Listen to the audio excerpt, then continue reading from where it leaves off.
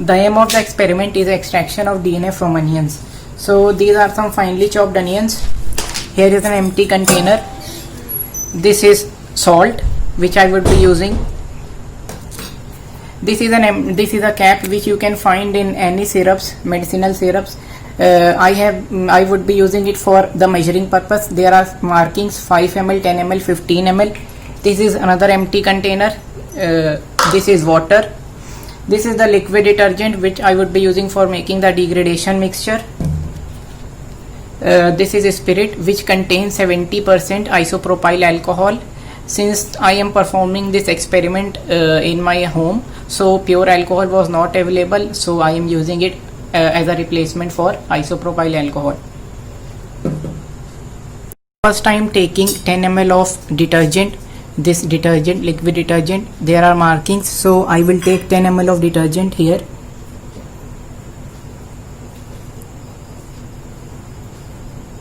This is 10 ml of detergent I have taken. Now I would add some NaCl and dissolve it in water. So I have taken around 1 teaspoon of NaCl. Now I will add some water to it and mix it. I have added water. Now I will mix it.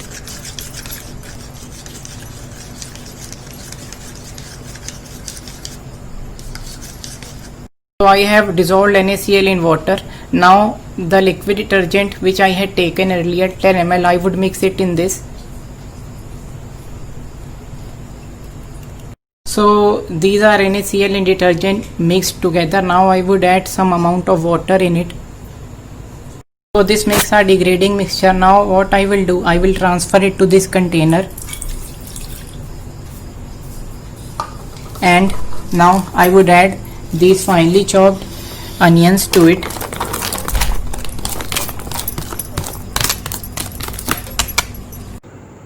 I have added onions to it and I have mixed it thoroughly. This is how our solution is going to look. So I have used salt, which is NaCl, and detergent in making the degradation mixture, in which I have added finely chopped onions. Now we have to understand why I have used salt and detergent. Now we have to understand the role of detergent.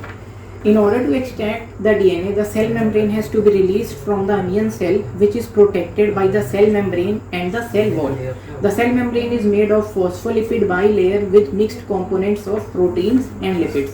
When the cell membranes of the onions are mixed with detergent solution, detergent molecules form micelles around the hydrophobic portions of the lipids and proteins and causes the cell membrane and nuclear membranes to disperse, degrade and dissolve into the solution, thus liberating the DNA material from the cell. So in short, we can say that it breaks the cell wall so that DNA can come out of the nucleus.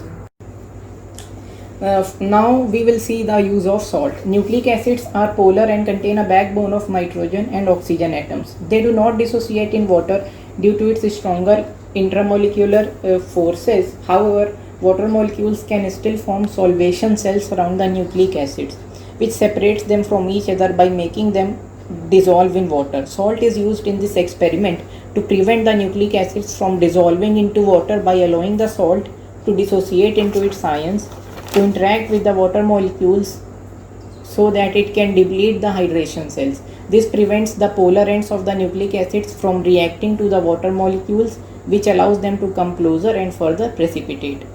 So the next step is we have to heat the mixture which we have prepared till now for around 15 minutes, and the precaution which we have to take here is the temperature should not rise to more than 60 degrees Celsius. So what I will do here is I will heat it to a lesser time because obviously I don't have a thermometer, so I would not be able to judge how high the temperature is. So I would not be heating it to a 15 minutes but to a lesser time. While heating, I will continue to stir it so that the heat is spread uniform throughout the solution. The spreading is uniform. Now this is the mixture which we have obtained after heating and stirring. I will now have to keep it into a ice bath to decrease its temperature. So this is the ice bath which I have prepared. I am going to keep this heated mixture in this ice bath. So I told that we have to take a precaution not to heat it more than 15 minutes and the temperature should be around 60 degrees Celsius. Now the reason is DNA, we know that DNA is a polynucleotide and it contains two strands of nucleotides which are connected by hydrogen bonds. These hydrogen bonds which connect the bases of each strand, they are weaker than the phosphodiester bonds which are present between the phosphate groups of nucleotide. Thus the mixture was heated at not more than 15 minutes to prevent the hydrogen bonds from being broken. So what is going to happen is, if we heat it to a time more than 15 minutes, the hydrogen bonds are going to be broken and it would lead to denaturation of the DNA. Now why we are cooling this mixture? The reason is we have to cool the mixture to the lowest temperature which is possible, because it would help in increasing the yield of DNA. Now why I am saying this is because the nuclear membrane contains an enzyme called deoxyribonucleases, which in short is known as DNase, and its activity is breaking down of the DNA. The optimum temperature for the performance of this enzyme is between 60 to 70 degrees Celsius. So if we would not reduce the temperature, we know that we have heated it to a temperature of around 60 degrees Celsius, which is the optimum temperature for the performance of this enzyme. So it would cause breakdown of the DNA and our yield would decrease. So by reducing the temperature, we are reducing the efficiency of this enzyme, due to which it would not cause breakdown of the DNA and our yield would increase. Now the next step is we have to blend this mixture which we have cooled. So I am going to blend this mixture now.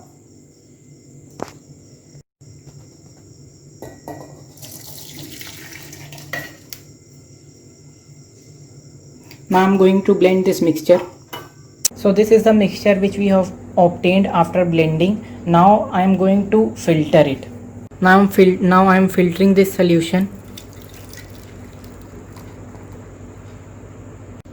This is the solution which we have obtained after filtration. Now I am going to take 10 ml of this filtrate by using this cap, because there are markings in this. So this is 10 ml of filtrate. Now the next step is I have to take 10 ml of isopropyl alcohol and I have to add this to the filtrate along the walls slowly, drop wise, and then we will observe the formation of DNA in few minutes. This is chilled ethyl alcohol which I am using. I had already kept it in the freezer so that it could get cool. Now I am adding it slowly and then we would observe the formation of DNA strands. Now we can see clearly formation of DNA has already started. As you can see, this white mucus type formation which is being observed, this is DNA which is now isolated. Now why I have added alcohol? The reason is as we already know that in making the degradation mixture we had added water, and now we are adding this isopropyl alcohol.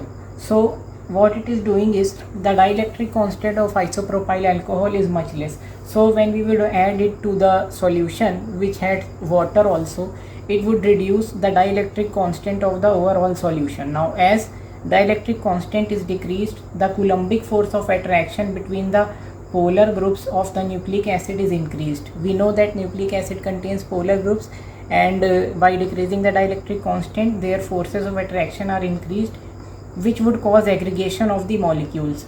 This prevents the nucleic acid from dissolving into water and causes it to precipitate out of the solution.